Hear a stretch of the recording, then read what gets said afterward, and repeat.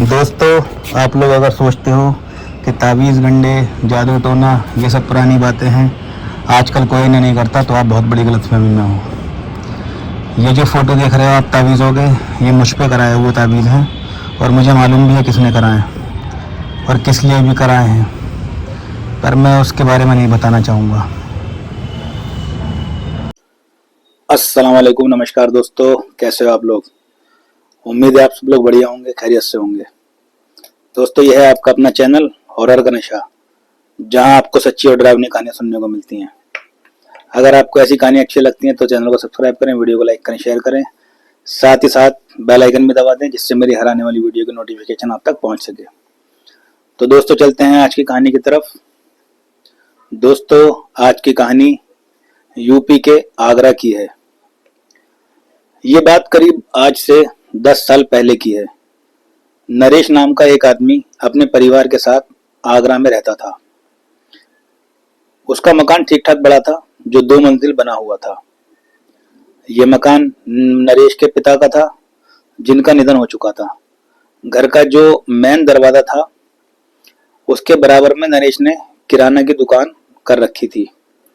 नरेश के परिवार में उसकी माँ और उसकी पत्नी और 2 बच्चे थे, जिनमें उसकी बेटी रजनी 15 साल की थी और बेटा करीब 13 साल का था, जिसका नाम था आकाश। यह परिवार बड़े आराम से अपनी जिंदगी गुजार रहा था। नरेश अपनी दुकान सुबह सुबह जल्दी खोल दिया करता था। तो एक सुबह नरेश जब अपनी दुकान खोलने के लिए अपना मेन गेट खोलता है, तो वो देखता है कि उसके दरवाजे की चौखट पर बीचों बीच एक नींबू रखा हुआ था, जिस पे कुछ लाल रंग बिखरा हुआ था। नरेश ने उसे नजरअंदाज करते हुए उस पे पैर मारा और बाहर गली की तरफ गिरा दिया। इसी तरह कुछ कुछ दिन बाद उसे अपनी चौखट पर कुछ ना कुछ सामान रखा हुआ मिलने लगा। कभी किसी काले कपड़े में कोई पोटली छोटी सी बनी हुई रखी थी, कभी आटे से बनी हुई गुड़िया, कभी नींबू, कभी किसी पत्ते में कुछ खाने का सामान।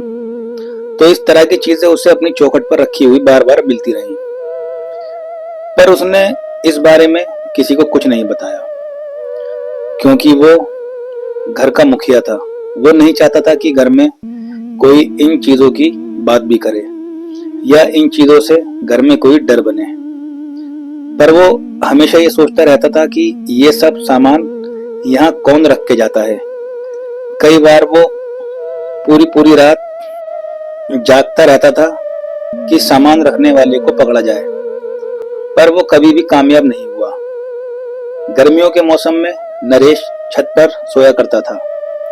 एक रात सोते वक्त नरेश को ऐसा लगा जैसे कोई उसकी चारपाई के नीचे से ऊपर की तरफ धक्का दे रहा है। अचानक उसे इतनी तेज धक्का दिया गया कि वो चारपाई से नीचे जमीन पर गिर गया। जमीन पर गिरते ही उसने चारपाई के नीचे देखा, तो उसे कुछ काले रंग की परछाई चारपाई के नीचे से निकलकर नीचे उसके घर के कमरे की तरफ जाती हुई दिखी। उसे देखकर नरेश सोच में पड़ गया कि ये जो मैंने देखा है ये सच है या मैंने कोई सपना देख लिया है। उसे अपनी आंखों पर यकीन नहीं हो रहा था। फिर भी वो एक बार उस कमरे की तरफ गया जहां उसने उस परछाई को जाते हुए देखा था। वहां उसे कुछ नहीं मिला, तो वो वापस छत पर सोने के लिए चला गया। वो जब अपने जीने से छत पर जा रहा था, छत पर पहुंचने वाली आखिरी जीने की जो सीढ़ी थी, वो उस पर खड़ा होकर उसने देखा कि उसकी चारपाई पर वो काली परछाई बैठी हुई है, जिसके चेहरे पर उसके काले लंबे बाल बिखरे हुए हैं और उसने अपना चेहरा नीचे जमीन की तरफ झुका रखा है। नरेश की नींद तो पहले ही उड़ चुकी थी और अब जो वो देख रहा था उसे पूरा यकीन हो गया था कि ये कोई सपना नहीं है। वह चुपचाप दबे पैरों से नीचे वापस उतर आया और नीचे अपने बच्चों के पास आकर लेट गया। उस रात नरेश 1 मिनट के लिए भी नहीं सो पाया। वो सोचता रहा कि घर में ये क्या बला आ गई है और इससे किस तरह छुटकारा पाया जाए और किस तरह से अपने परिवार को इससे बचाया जाए। परिवार का मुखिया होने के नाते वो चाहता था कि कोई भी इस बात से डर न जाए इसलिए वो किसी को कुछ नहीं बताता।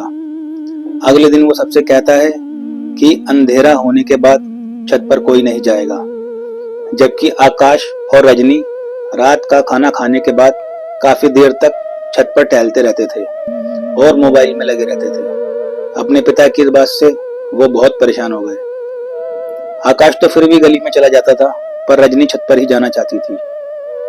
नरेश अपनी किराने की दुकान करीब 10 बजे बंद किया करते थे, तो एक शाम रजनी 8 बजे करीब छत पर टहलने चली गई। वो छत पर अकेली ही थी। थोड़ी देर टहलने के बाद जब वो जीने से नीचे उतर रही थी, तभी अचानक वो सीधे नीचे आ गिरी। उसके गिरने की आवाज से सब लोग वहां इकट्ठा हो गए और उसे तुरंत हॉस्पिटल ले गए। रजनी को थोड़ी बहुत चोटें आई थी, पर वो ठीक थी। उससे जब पूछा गया कि तू कैसे गिर गई, तो उसने बताया कि उसे किसी ने धक्का दिया था, पर धक्का किसने दिया था ये नहीं मालूम। उसने किसी को देखा नहीं था। लोगों को लगा इसको वहम हुआ होगा, ये अपने आप से ही गिरी होगी। मगर नरेश को उसकी बात पर यकीन था, पर वो चुप रहता है और रजनी को डांटता है कि मेरे मना करने के बाद तू छत पर अंधेरे में क्यों गई थी। कुछ दिनों बाद इनका बेटा दिन के वक्त ही छत से गिर जाता है। वो गिरकर बेहोश हो जाता है। जब उसे होश आता है तब एक चीज बड़ी अजीब होती है कि वो खाना बहुत ज्यादा खाने लगता है। वो हर थोड़ी देर में कहता है कि भूख लग रही है और कुछ न कुछ खाने को मांगता रहता।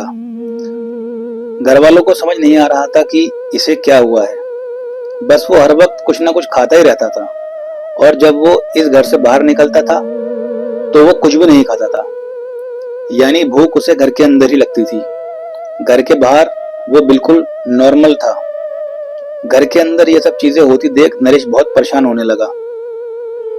वो इस चीज से पीछे छुड़ाने के लिए काफी चीजें करने लगा।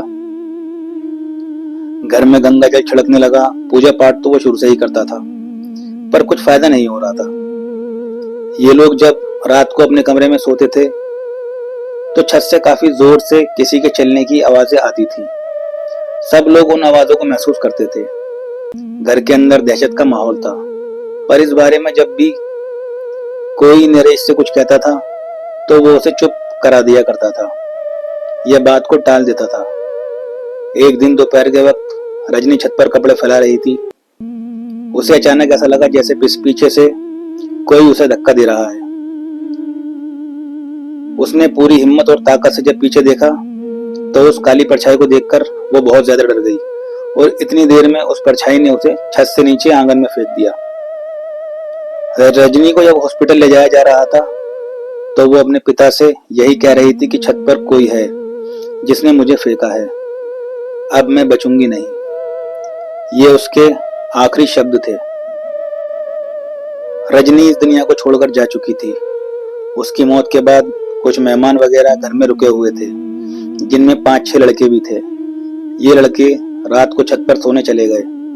इनको सोए हुए कुछ देर ही हुई थी कि इन्हें ऐसा लगा कोई छत पर इधर उधर भाग रहा है, पर 5-6 लड़के इकट्ठे थे तो डर नहीं रहे थे। ये सो गए। करीब 1 घंटे के बाद इनमें से एक लड़के की आंख खुली तो उसने जो देखा उससे उसका कलेजा उसके मुंह को आ गया। इसके साथ जो लड़का सोया था वो हवा में था। किसी बहुत ज्यादा काली परछाई ने उसे हवा में लटका रखा था, जैसे किसी बच्चे को उछालते हैं, जबकि वो लड़का अभी भी होश में नहीं था और वो परछाई उसे छत से फेंकने के लिए आगे बढ़ रही थी, जहां से रजनी को फेंका गया था। उसे देखकर ये लड़का बहुत तेज चीखता है, जिससे बाकी के लड़के भी उड़ जाते हैं। बाकी लड़कों ने उस परछाई को तो नहीं देखा, पर जिस लड़के को वो फेंकने वाला था उसको जमीन पर गिरता सबने देखा, छत की जमीन पर। वो अचानक परछाई गायब हो गई और वो लड़का छत पे वापस गिर गया। ये सभी लड़के नीचे भागे और सारी बात नरेश को बताई। 1 घंटे के अंदर सबने वो मकान खाली कर दिया। वो मकान खाली करने के बाद उसमें ताला मार दिया गया। बस नरेश वहां बाहर से ही खोलते हैं और ले जाते हैं। उस घर में कोई नहीं जाता। नरेश ने काफी पंडितों पुजारियों को बताया कि मुझे घर की चौखट पर नींबू वगैरह इस तरह का टोटके का सामान मिला करता था, तो पुजारी ने बताया कि शायद किसी ने अपने घर का उतारा तुम्हारे घर पर छोड़ दिया है। परी चीज से उन्हें अभी तक निजात नहीं मिल पाई है। तो दोस्तों, ये थी आज की कहानी। कहानी अच्छी लगी हो तो चैनल को सब्सक्राइब करें, वीडियो को लाइक करें, शेयर करें। मिलते हैं अगली वीडियो में। खुदा हाफिज।